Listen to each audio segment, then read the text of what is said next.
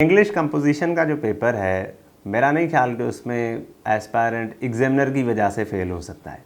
उसमें अगर एस्पायरेंट खुद फेल होना चाहे तो उसको कोई नहीं रोक सकता। उसके पीछे ये लॉजिक है।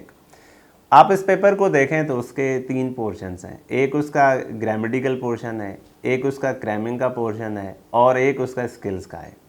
नंबर गेम ये है कि हमने उसमें नंबर लेने हैं 40।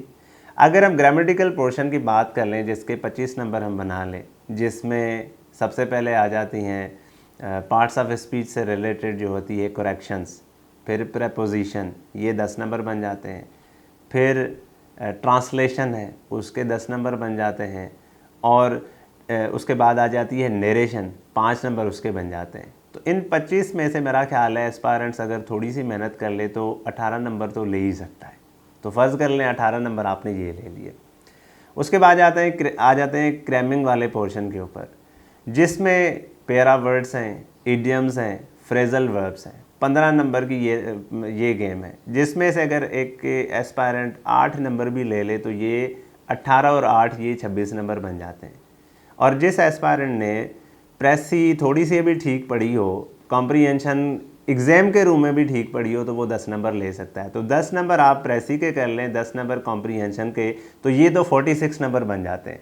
और उसमें हमने अभी तक वो 20 नंबर इंक्लूड ही नहीं किए जो एग्ज़ाम में सबसे पहले वो वोकेबलरी के पूछता है।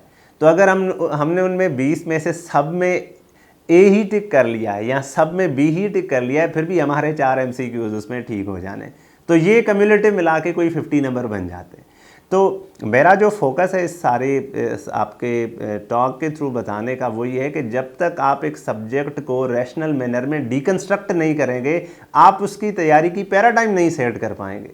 और उसकी तैयारी की पैराडाइम सेट करने का यही तरीका है कि आपने खासतौर पे कंपोजिशन में कि सबसे पहले ग्रामेटिकल पोर्शन पे फोकस करना है, क्रैमिंग पोर्शन को हैंड इन हैंड लेके चलना है, और स्किल बेस्ड जो पोर्शन है उसकी आप लोगों ने एवेल्यूएशन करा लेनी है। अगर आप इसमें थोड़ा सा बेहतर परफॉर्म करेंगे तो हमने देखा है कि एस्पायरेंट्स ने तो 78 नंबर भी लिए हैं, एस्पायरेंट ने 90 नंबर भी लिए हैं उसमें। अब इसमें थोड़ी एक एक्सेप्शन है कि ऐसा नहीं हो सकता कि एक साल अगर आप लोगों ने 90 नंबर लिए हैं तो अगले साल वो 90 नंबर ही आपके एग्ज़ाम क्वालिफाई करने की गारंटी है। आपने इस स्किल को मेंटेन करना है, आपने इस एटीट्यूड को मेंटेन करना है, और आपने इस स्किल को रिटेन कर लेना है, क्योंकि इन्हीं 3 तरीक़ों से आपने एग्ज़ाम को हर साल क्वालिफाई कर लेना है। My humble experience of qualifying this subject for 4 consecutive times is basically driven by this school of thought.